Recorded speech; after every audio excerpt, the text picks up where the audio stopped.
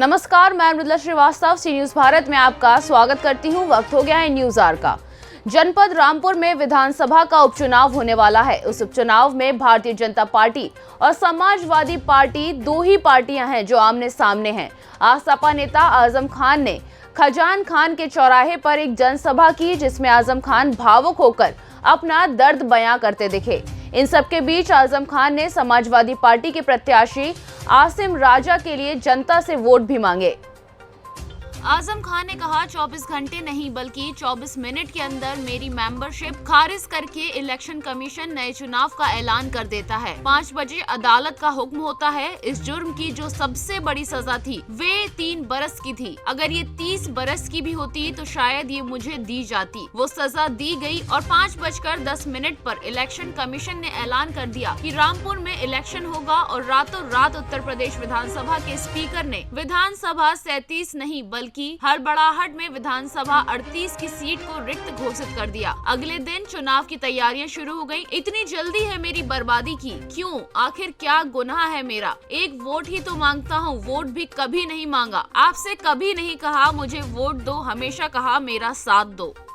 आजम खान ने कहा, बड़ी मेहनत से तुम्हें पार्लियामेंट की सीट जीत कर दी थी, इसलिए जीती थी। मैंने हिंदुस्तान की एक बहुत बड़ी फिल्म अदाकारा से, जिनका बहुत ग्लैमर था, रामपुर में 2 बार की सांसद रह चुकी। उत्तर प्रदेश में भाजपा की सरकार केंद्र में, इसके बावजूद आजादी के लंबे सफर में 1947 के बाद आपकी झोली में लाकर डाल दी थी। तकरीबन 1.5 लाख वोटों से जीत कर उस वक्त, जबकि 1.5 लाख वोटों की बेईमानी भी हुई थी, मगर आपने उसकी कदर नहीं की, ठोकर से मार दिया। इसी के साथ आपको दिखाते हैं और क्या कुछ कहा आजम खान ने। 24 घंटे नहीं बल्कि 24 मिनट के अंदर मेरी मेंबरशिप खारिज करके इलेक्शन कमीशन नए चुनाव का ऐलान नहीं कर देता।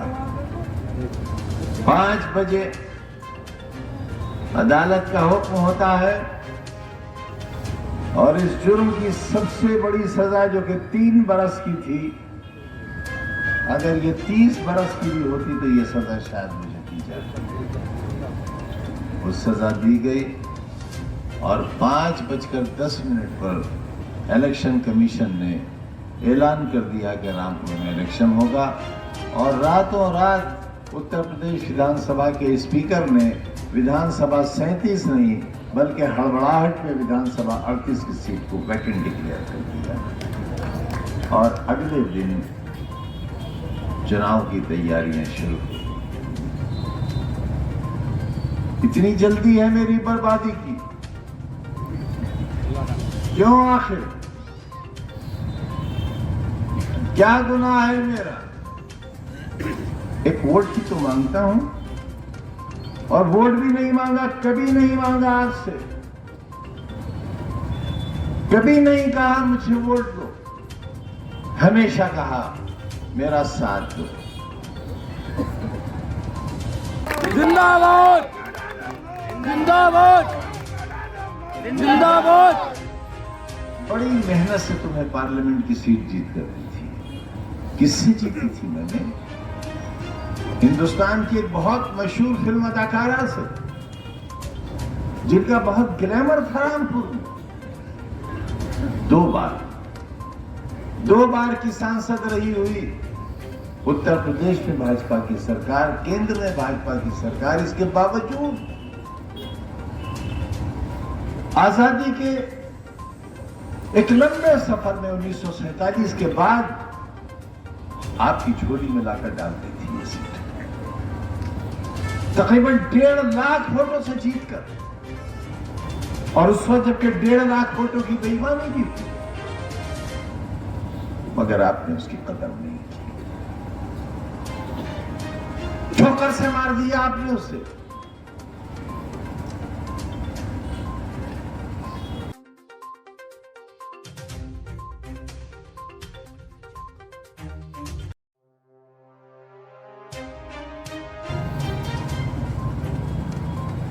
मैं एमपी नहीं रहा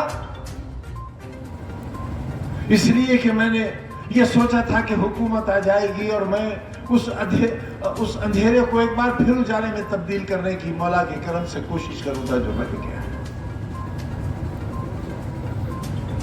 उम्मीद थी कि सरकार बनेगी, यकीन था सरकार बनेगी, ना उम्मीद पूरी हुई ना यकीन पूरा हुआ, सरकार नहीं बन सकी।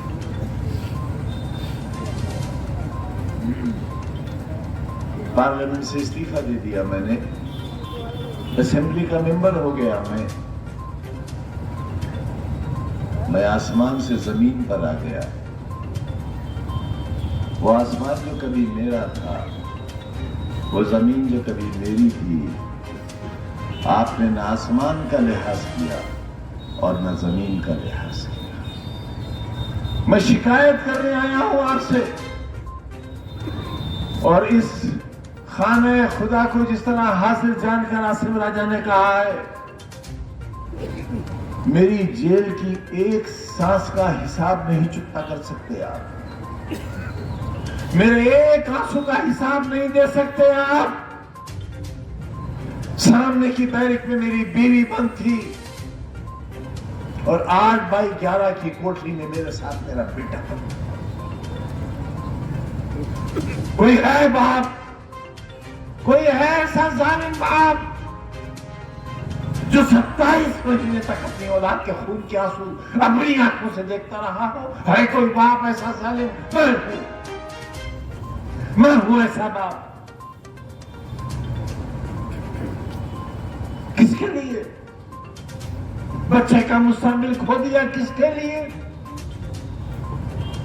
बीमार बीवी 1 साल रगड़ती रही कैद के अंदर, प्रोफेसर से रिटायर होने वाली औरत किसके लिए? सोने और चांदी के कंगन के लिए? किसी आलीशान कोठी या महल के लिए? किसी जहाज या हेलीकॉप्टर के लिए? ना, इसके लिए। पार्लियामेंट का चुनाव आया और आपने आसिम राजा को हरा दिया। तुम एक ऐसी रियासत में रहते थे जिसका मालिक तुम्हें गधे का बच्चा कहता था। तुम्हारे अजदाद को गधे का बच्चा कहता था, और जो गधे का बच्चा कहलाता था वो अपने घर जाकर कहता था आज सरकार ने हमें गधे का बच्चा कहा है। मैं तुम्हें इंसान बनाना चाहता था, मैं तुम्हें एक बेहतरीन शहरी बनाना चाहता था, मैं तुम्हें हिंदुस्तान का सबसे अच्छा शहरी बनाना चाहता था, मैं तुम्हारे बच्चों को कलेक्टर और एसपी की कुर्सी पर बैठाना चाहता था, तुम्हारे दिल और दिमाग का इलाज करने वाला डॉक्टर बनाना चाहता था। ये था मेरा खुदा। फिर आखिर मेरी मुस्कुराहटें क्यों छीन ली आपने? मेरी सांसें क्यों छीन ली आपने? 27 महीने की तनहा कोठरी की कैद क्यों दी आपने हमको? क्या गलती की हमारी? क्या खता थी हमारी? गुनाह बताओ हमारा। क्यों हुआ हमारा दुश्मन? सरकार क्यों दुश्मन हुई मेरी? मेरी जान की दुश्मन क्यों? मुझे क्यों जेल में जहर दिया गया? बताओ मुझे क्यों जहर दिया? 2 दिन तक कोरोना के भयानक मरीज को जेल के बाहर क्यों नहीं जाने दिया गया ताकि मैं मर जाऊं? क्यों आखिर किया आपने मेरे साथ ऐसा? हाथ उठाकर बताओ कितने लोगों ने जौहर यूनिवर्सिटी को चंदा दिया है? तो बताओ हाथ उठाकर। एक डूब कर मर जाऊं मैं शर्म से। मैं तुम्हारे कल के लिए दर दर की ठोकरें खाता फिरा, भीखे मांगता फिरा, दामन फैलाता फिरा कि मेरे बच्चों के लिए इदारा चले। तुमने नहीं दिया। मैं दुनिया भर से मांग के लाया और आज ईडी की जांच चल रही है मेरे पर, हथकड़ियां इंतजार कर रही है मेरा, इस उम्र में कैद की कोठरियां मेरा इंतजार कर रही है तुम्हारे बच्चों के मुस्तकबिल की खातिर। ये दिया तुमने। और क्या देना चाहते हो? बेगैरत आवाज और बता क्या देना चाहता है तू? इस जमाने के कैंसर, जिल्लत और ख्वारी के अलंबरदार, बता इस शहर को और क्या देना चाहता है? एक बेगैरत आवाज बता क्या देना चाहता है? एक बेहया अपनी मां की कोख से जले हुए बता क्या देना चाहता है? आज भी ये आवाजें बाकी हैं। आज भी बाकी है। तुम पर जुल्म करने वाली आवाज एक से भी मीर जाफर भी एक ही था।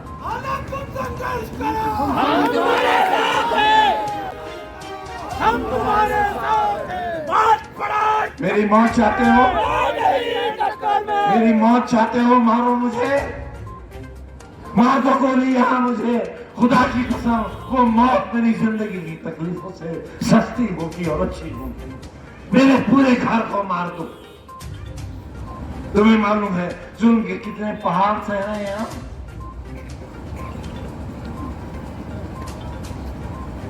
हंसो हम पर, कहे लगाओ, बेचो अपना जमीर, बिक जाओ एक एक टके के लिए और इतना करो उन अफसरान को जो हमारी बर्बादी चाहते हैं। ये जलसा नहीं है आज, ये रोज़े हिसाब है। तुमसे हिसाब लेने आया हूं, तुमसे मौत मांगने आया हूं अपनी। थक गया मैं इस जिंदगी से।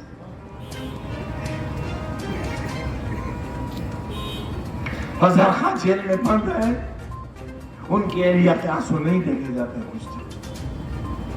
जेल में बच्चे बंद है बेगुनाह, किसी ने मशीन नहीं चुराई, किसी ने फर्नीचर नहीं चुराया है। मैं लाता था कलकत्ते से ट्रक के ट्रक भर के फर्नीचर के पुराने कबाड़ के, उनकी मरम्मत कराता था, उन्हें पॉलिश कराता था और तुम्हारी उस फैक्ट्री में उन्हें सजाता था। पुलिस उन्हें उठा कर ले गई, हमें डाकू और चोर बना दिया। भाई जीना चाहूंगा, जीना चाहूंगा ऐसी जिंदगी ना। हराम है खुदकुशी, इसलिए जिंदा हूं, इसलिए जिंदा हूं क्योंकि खुदकुशी हराम है। पुलिस से डंडा मारा था ना जमीन पर, इसलिए भाग खड़े हुए थे।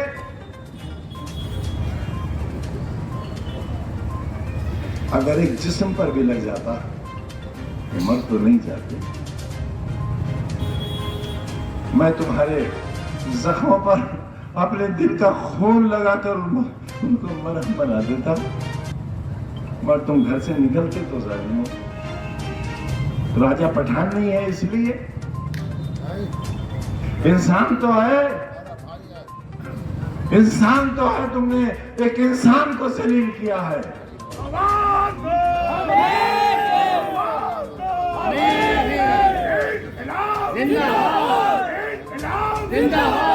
क्या माहौल है, क्या माहौल है शहर का? दहशत, खौफ, डर, हर लम्हा जुल्म का इंतजार। ये आबादी बदनसीबों की आबादी है। पूरी दुनिया के सबसे कम नसीब लोग, मेरे लोग यहाँ रहते हैं, इसलिए उन पर सितम ढाया जा रहा है। मेरा दिल फट जाएगा, मेरा दिल फट जाएगा अगर तुमने बेवफाई की तो। आप मेरे साथ धोखा मत करना, मेरे पास बहुत वक्त है भी नहीं। मत करना धोखा मेरे साथ। और जान लो अच्छी तरह जान लो, भेड़िया तुम्हारे दरवाजे पे खड़ा है। अगर वो तुम्हारे घर के अंदर दाखिल हो गया, अपनी आबरूओं की हिफाजत नहीं कर सकते।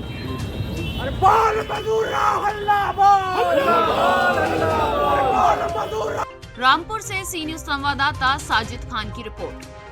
फिलहाल के लिए इस खबर में बस इतना ही। देश और दुनिया की तमाम खबरों को जानने के लिए देखते रहिए सी न्यूज भारत। हर खबर आपके साथ, आपके हाथ।